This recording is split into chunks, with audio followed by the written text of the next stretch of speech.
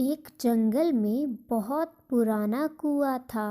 कहा जाता था कि वह कुआं जादुई है। अगर कोई भी उस कुएं से कुछ भी मांगता तो वह उसे वह चीज दे देता। लेकिन एक बात यह भी थी कि सभी पक्षी कहते थे कि उस कुएं में एक चुड़ैल रहती है। जो कोई भी कुएं के नज़दीक जाता है वह चुड़ैल उसको मारकर कुएं में गिरा देती है। इसलिए कोई पक्षी कुएं के पास नहीं जाता था। अगर किसी पक्षी को कुएं के पास से गुजरना पड़ता तो वह पूरी फुर्ती से वहां से निकल जाता। अरे रानो, क्या वह सच है जो सभी पक्षी बोलते हैं? क्या सच में उस कुएं में चुड़ैल का वास है?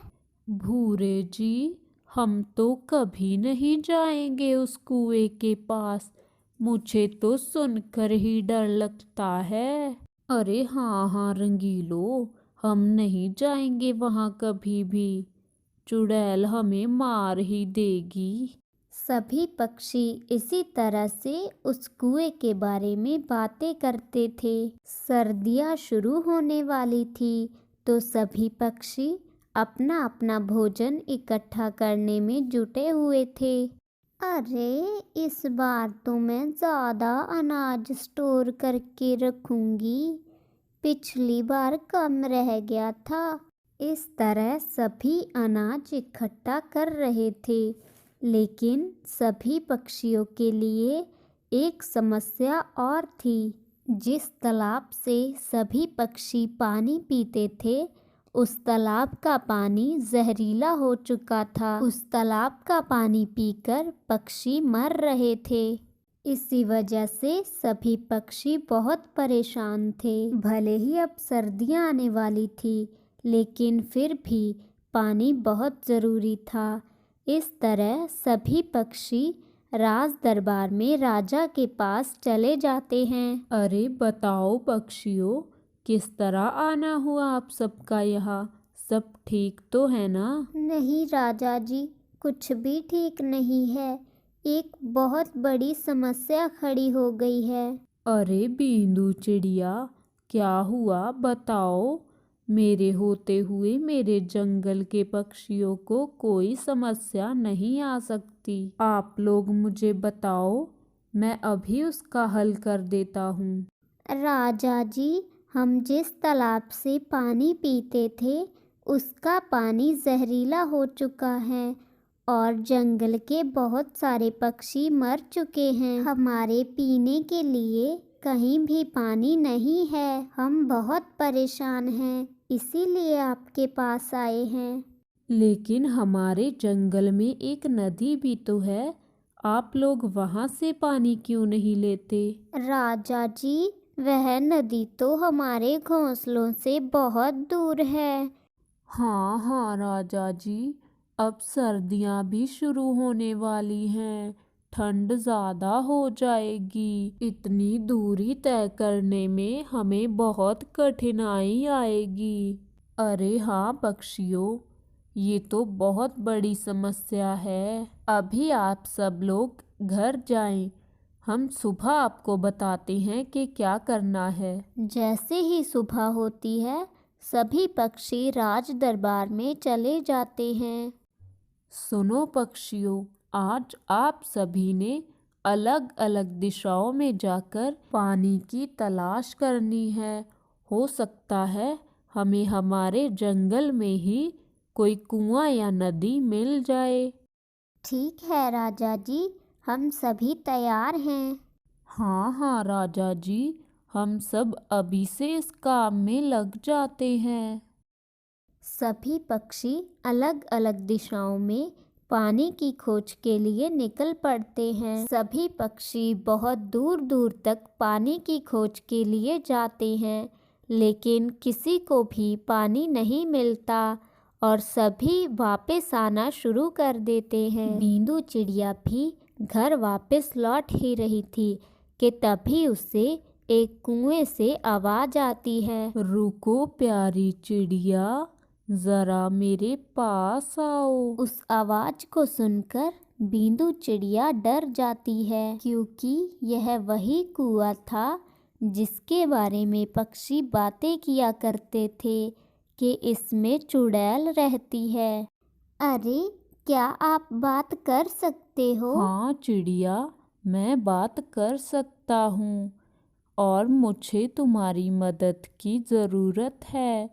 क्या तुम मेरी मदद कर सकती हो? हाँ हाँ, क्यों नहीं, मुझे आपकी मदद करके खुशी होगी। चिड़िया, मैं बहुत पुराना कुआं हूँ, इसलिए मेरे आसपास बहुत घास हो गई है और मेरी ईंटें भी उखड़ रही हैं। क्या तुम इन्हें सही से लगा सकती हो? हाँ हाँ, क्यों नहीं, मैं अभी कर देती हूँ।